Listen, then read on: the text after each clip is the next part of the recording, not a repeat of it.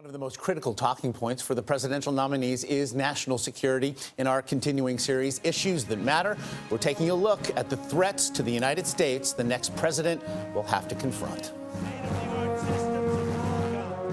When it comes to keeping America safe, I believe in three very important words: peace through strength. This is a time for America to lead, not cower, and we will lead. And then there's ISIS. I have a simple message for them. Their days are numbered.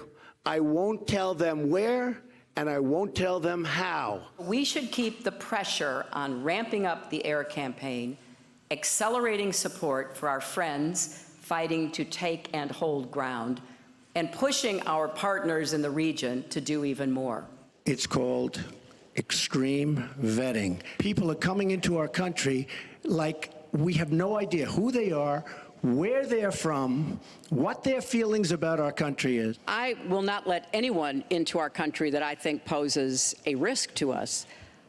But there are a lot of refugees. There are children suffering in this catastrophic war, largely, I believe, because of Russian aggression. And we need to do our part. I'm not using the term Muslim. I'm saying you're going to have to profile. We're going to have to start profiling. We need to be cooperating with Muslim nations and with the American Muslim community. They're on the front lines. As a deterrent against attacks on our critical resources, the United States must possess, and has to, the unquestioned capacity to launch crippling cyber counterattacks. And I mean crippling. As president, I will make it clear that the United States will treat cyber attacks just like any other attack. We will be ready with serious political, economic, and military responses. Retired Air Force General Michael Hayden has served in Democratic and Republican administrations. He was National Security Agency Director from 1999 to 2005 and then led the Central Intelligence Agency until 2009. He was one of 50 former national security officials who signed a letter saying Donald Trump, quote, lacks the character, values, and experience to be president. He would be the most reckless president in American history. General Hayden is now a principal at the Chertoff Group, which focuses on security and risk management. General, good morning. Morning. Thank you for being here as we try and focus on some of the issues that perhaps have not gotten as much attention in this campaign. So let's start with the issue of national security and these cyber attacks. How do you see Russia as trying to influence our election? Actually, I think the Russians are trying to erode confidence in our processes. I'm convinced the Russians are doing this.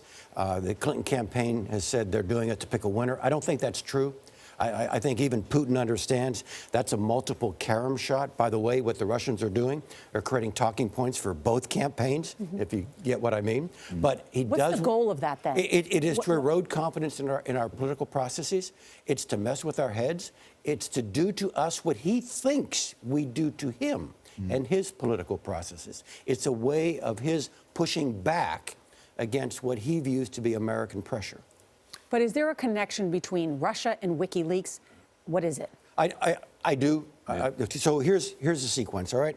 I think the actual theft is being done by Russian criminal gangs on behalf of the Russian state, at the direction of the Russian state. It's a little bit of a cut-out plausible deniability. And I do think the Russians are pushing these in the direction of Wikileaks and letting them push them into the public domain. And Nora, I got to say, the theft of the documents, honorable international espionage. A lot of intelligence services do that around the world, all right? If I were, as director of NSA, able to get the internals of the thinking of a major political party in a major global adversary, if all of that is it. True, and you heard Hillary Clinton, cyber attacks should be the same way, we should respond to the same way as other attacks, with military, economic, and other power. Oh, sure. What's been the United States government's response? So here's a way I would suggest we think about it, all right?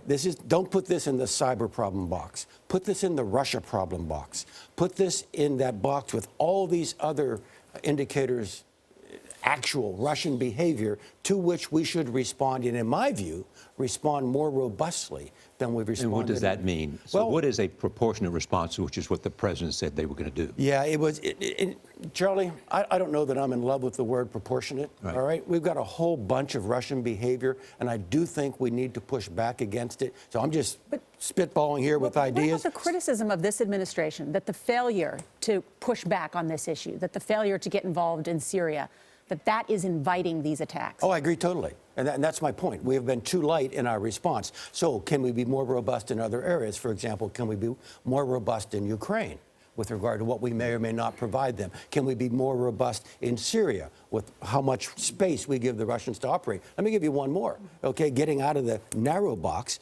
why don't we make it American policy to wean the Europeans off of Russian gas? Why don't we just simply say, we got it, we're going to exploit it, and we're going to ship it, and begin to create a tectonic shift in a Russian pressure point? Really hurt their economy even further. Yeah. What is the greatest threat to America's national security, and where do you place North Korea? Okay. So, Charlie, when I get asked this question, I create this little graph here. How bad is it? How much time do you have? Down here, it's terrorism, even cyber. Right. Out here, 3 to 5 years, more serious. A bunch of states I call ambitious, fragile, and nuclear. North Korea, Pakistan, Iran, even Russia. And then, Charlie, when I run the timeline out here, about 10 years, I got this bubble way up here that's really important, and that's the Sino-American relationship. Not saying China's an enemy, but if we don't get that right over the long term, that's pass-fail. General, I want to take you back to Syria just for a moment. We've heard both candidates or campaigns speak to the need for safe zones. Right. In Syria. There has been discussion about how they could best establish them, but how realistic is it, and what would you do? I would do it, and Josh, it's much harder to do now than 1, 2, 3 years ago. The Russians being there complicates this hideously, but I would actually tuck up relatively thin zones along the Turkish border with our Turkish friends and along the Jordanian border with our Jordanian friends. And here's where it really gets tough, all right? And at this point, you actually got to say to all the players, we're serious. This is a safe zone. Now, we got responsibilities. We can't let one side or the other operate out of there and conduct attacks. That's our policing function. It's not yours. You can't go there. Should we make Aleppo a no-fly zone? I actually agree with the earlier commentator you had here, the man who wants to be the vice president. With his campaign, I thought was far more robust. Unfortunately, he was disowned by his own presidential candidate.